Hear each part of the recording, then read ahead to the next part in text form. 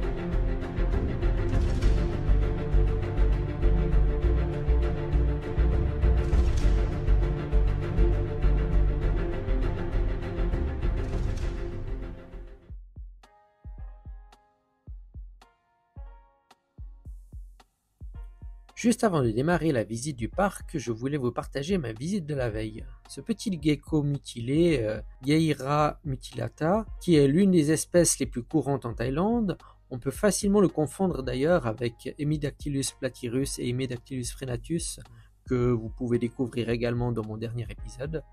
Ce que j'aime en Thaïlande, c'est que la biodiversité y est omniprésente.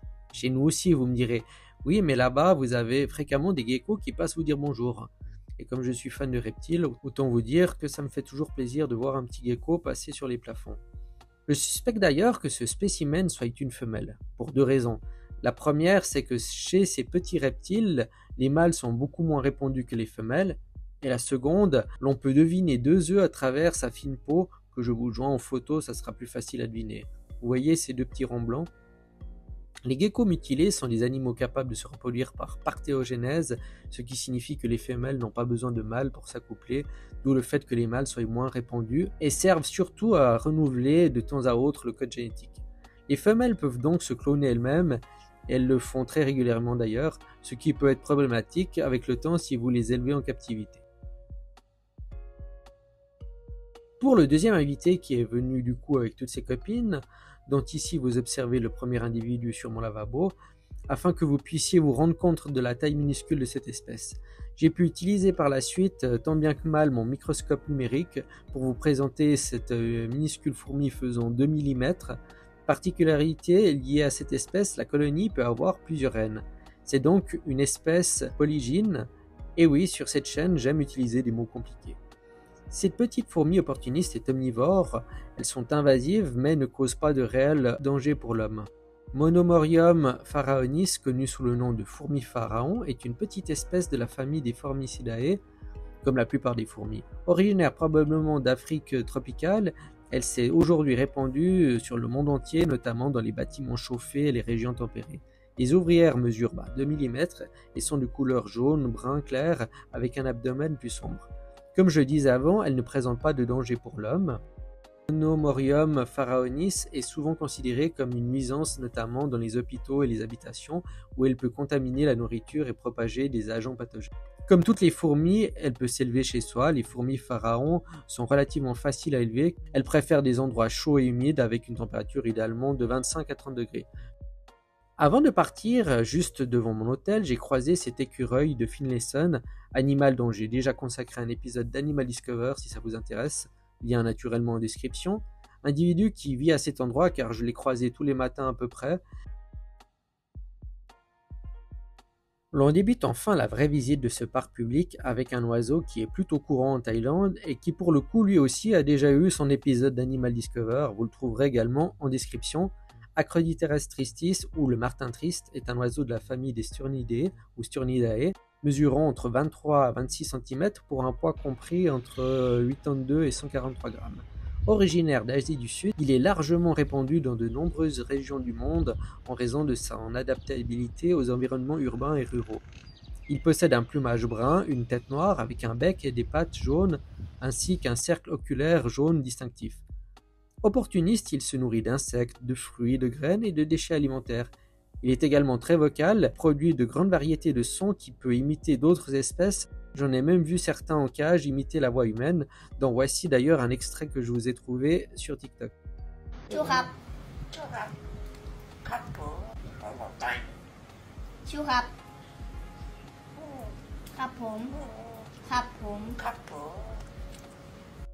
De ce que je me rappelais à Pattaya, ils étaient plus simples à approcher, mais là, ils avaient tendance à s'enfuir dès qu'on se rapprochait d'eux, ou même dès que je sortais le téléphone pour les filmer. J'ai donc utilisé la technique du zoom et de l'approche très lente. Je suis même revenu dans ce magnifique parc, bien qu'il faisait très chaud en cette saison, 37 degrés, car c'est la saison chaude et encore le ressenti avec l'humidité est plus important.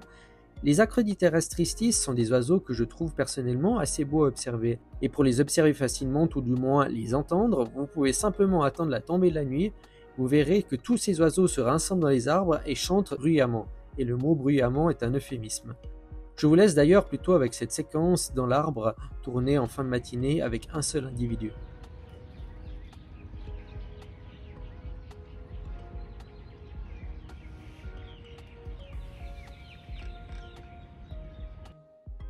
La Géopélie zébrée Géopélia striata est une espèce d'oiseau de la famille des colombidés, donc des colombes. Et pour ceux qui ont vu l'épisode précédent où j'ai présenté plus longuement, enfin pas aussi longuement que j'aurais voulu cette espèce, je vous invite à le regarder. Les vidéos d'Animal Discover, où on parlera largement en détail de chaque espèce, arriveront un jour, c'est promis. Donc là, je prendrai le temps de plus développer cette espèce que je trouve également très intéressante.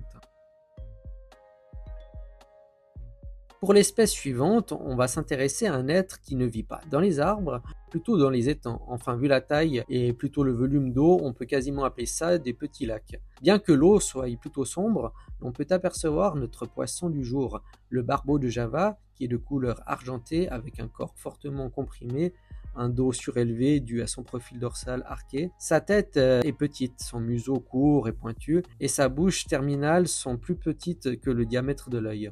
Ces barbillons sont très petits, les barbillons supérieurs étant minuscules, voire disparaissant complètement. La couleur des spécimens frais est blanc, argenté comme je le disais, parfois teinté d'or.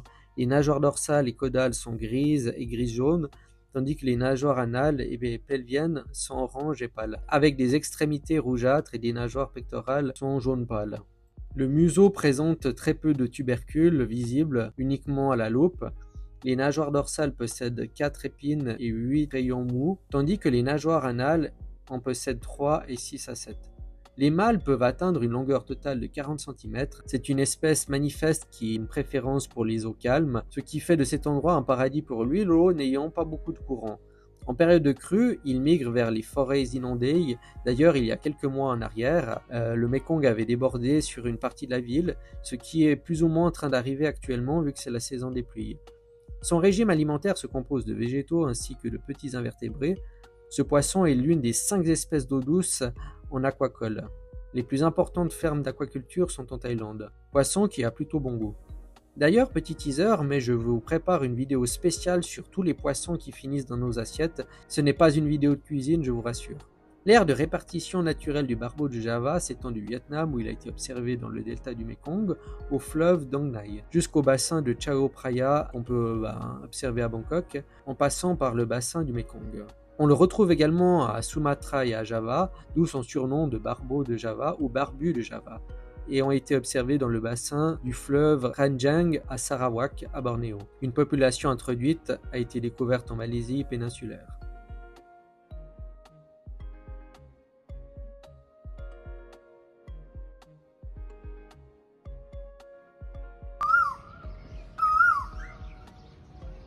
Vous entendez ce chant? C'est celui du coucou Koel, un oiseau assez grand qui mesure 39 à 49 cm de long. Les mâles sont noirs et les femelles gris-brun. Il y a donc un fort dimorphisme sexuel chez cette espèce qui permet de bien les différencier.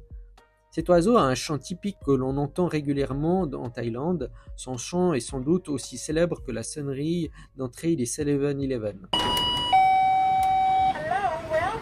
Chant qui peut s'entendre sur plus de 2 km à la ronde, donc voici d'ailleurs un extrait du chant isolé.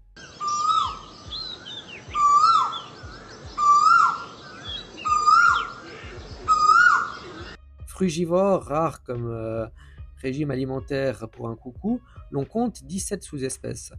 Cet oiseau est souvent perché très haut dans les arbres, ce qui rend son observation un peu plus difficile. C'est donc clairement pas avec mon matériel d'amateur que j'arrive à vous faire de beaux plans.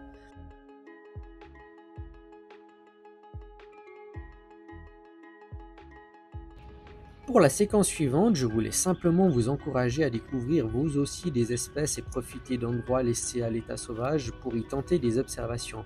Je vous l'accorde, derrière ce mur, la végétation est très dense mais riche en biodiversité. Je n'ai malheureusement pas pu vous filmer des plans exploitables de l'oiseau que j'y ai observé, ni de l'écureuil qui était en train de boire au bord de l'étang. Néanmoins, je réitérerai l'expérience à d'autres endroits durant mon voyage, si j'arrive à faire quelque chose de mieux. Et comme je le disais, je vous encourage fortement à vous aussi à découvrir des espèces dans la nature et de vous aventurer dans des endroits un peu plus isolés afin de faire de belles observations. Pour cette séquence, je me suis rendu compte d'un défaut dans ma façon de filmer. J'avais tendance à faire des plans trop courts, ce qui m'a obligé à revenir par la suite refaire des plans dans différents endroits pour mieux filmer certaines espèces. Défaut que j'ai corrigé au mieux par la suite. Du coup, je n'ai eu que cette courte séquence pour vous présenter cette fourmi que je n'ai pas vraiment pu identifier clairement, tout du moins au niveau de l'espèce, car je sais à coup sûr que c'est une Camponotus, qui est un genre de fourmi connu comme fourmi charpentière. Ces fourmis sont largement répandues à travers le monde et comptent plusieurs centaines d'espèces. Autant dire que ça en fait pas mal. Elles sont généralement de grande taille avec des ouvrières mesurant entre 6 à 13 mm et leur couleur varie du noir au brun rougeâtre. Mais là encore, étant donné le nombre d'espèces, ça peut varier. Contrairement aux termites, les fourmis charpentières ne se nourrissent pas du bois, mais elles creusent des galeries à l'intérieur pour y établir leur nid. Elles sont omnivores et consomment principalement du miel de pucerons, des insectes et d'autres matières organiques. Certaines espèces de Camponotus jouent un rôle écologique important en participant à la décomposition du bois mort et en contrôlant les populations d'insectes que nous qualifions de nuisibles. Comme on est en Thaïlande, forcément il y a des temples partout. Et quand je vous dis partout, c'est vraiment plusieurs temples par grande ville. Comme celui-ci s'appelle le Wat Mi Chai Trung, Wat qui signifie temple et Mai Chai Trung est donc son nom. La Thaïlande compte environ 40 000 temples bouddhistes, dont 37 000 sont ouverts au public. Ces temples jouent un rôle central dans la vie culturelle et spirituelle du pays, car environ 95% des Thaïlandais pratiquent le bouddhisme Theravada. Bien que je sois moi-même bouddhiste, je ne suis en revanche pas pratiquant, mais respectueux des codes de celle-ci. Enfin, bien que 95% des Thaïlandais soient bouddhistes, il existe également d'autres religions pratiquées en Thaïlande, y compris l'islam, le christianisme, l'hindouisme, mais on ne va pas s'attarder là-dessus. Les temples sont des lieux de paix et magnifiques à observer, mais qui dit paix dit tranquillité, et c'est ce que je recherche, car dans les lieux tranquilles, on trouve bon nombre d'espèces. C'est donc l'une des choses qui m'attire souvent dans les petits temples calmes comme celui-ci, dans les touristes de masse qui multiplient les passages. Je ne suis malheureusement pas assez bien équipé pour aller me promener dans les hautes herbes, il est donc préférable d'avoir des bottes plutôt que des tongs, des vêtements à salir et aussi une meilleure connaissance des lieux. N'allez pas croire que je suis peureux, mais vous savez sûrement que la Thaïlande possède quelques espèces de serpents venimeuses que je vous filmerai si j'en ai l'occasion dans les situations plus adaptées. Néanmoins, on peut y observer à distance plusieurs espèces d'oiseaux, mais allons plutôt vers le temple afin de voir ce qu'on peut y découvrir. Le Wat Mi Chai Trung à Nong Khai est un temple important dans la région. Il est connu pour abriter une statue de Bouddha en or, Luang Po Prai Chai, qui est l'une des 3 statues commandées par les filles du roi Lang Xian au Laos en 1778. Ces statues ont été prises à Vientiane et transportées à Nong Khai, mais l'une d'elles a coulé dans le Mekong pendant le voyage. Oui, à l'époque, il n'y avait pas de pont. D'ailleurs, je vous parlerai peut-être du pont de l'amitié dans un prochain épisode. Le temple est célèbre pour ses peintures murales qui racontent l'histoire des statues et d'autres récits bouddhistes. Malheureusement, le temple étant fermé, je n'ai pas pu vous filmer l'intérieur et je n'ai donc pas trouvé d'espèces particulières à part les oiseaux que vous avez pu découvrir le long de cette vidéo. Mais avant de poursuivre nos recherches, quels sont les différents types de temples en Thaïlande ? Les types de temples en Thaïlande sont variés et inclusent les Wat. Les Wat, comme je le disais avant, c'est le terme général pour désigner un temple bouddhiste en Thaïlande. Il sert de monastère, de lieu de culte pour les moines bouddhistes. Ensuite, il y a les Ubosot, salles d'ordination utilisées pour les cérémonies religieuses importantes. Vient les Viharn, une salle de prière pour l'assemblée des laïcs peuvent prier et écouter des enseignements. Le Chedi, un monument en forme de cloche qui abrite souvent les reliques religieuses. Le Sala, un pavillon ouvert utilisé pour diverses activités, y compris les réunions communautaires. Les Mondop, une structure carrée avec un toit en forme de pyramide, souvent utilisée pour abriter des objets sacrés et des textes religieux. Les Prang, une tour en forme de cornichon, souvent vue dans les temples de style Khmer, on peut découvrir d'ailleurs au Cambodge. Donc maintenant, passons à l'espèce suivante. À la suite de la visite du temple retournant vers le parc, j'ai pu observer un autre oiseau courant en Thaïlande, l'Acroditeres grandis, le grand martin. Et tout comme le martin triste, il fait partie de la famille des Sturnidae, originaire d'Asie et du Sud-Est également. Il se distingue par son plumage sombre, avec son bec et ses pattes jaune vif, ainsi qu'un anneau oculaire jaune. Opportuniste et adaptable, il fréquente les zones humides, agricoles et les forêts ouvertes. Son régime alimentaire varié comprend des insectes, des fruits et des graines. Il est souvent observé en petits groupes et se montre bruyant, émettant une large gamme de vocalises. On peut entendre le soir d'ailleurs avec les autres martins tristes. Dans le cas présent, c'était un couple dont l'un des deux partenaires s'est envolé.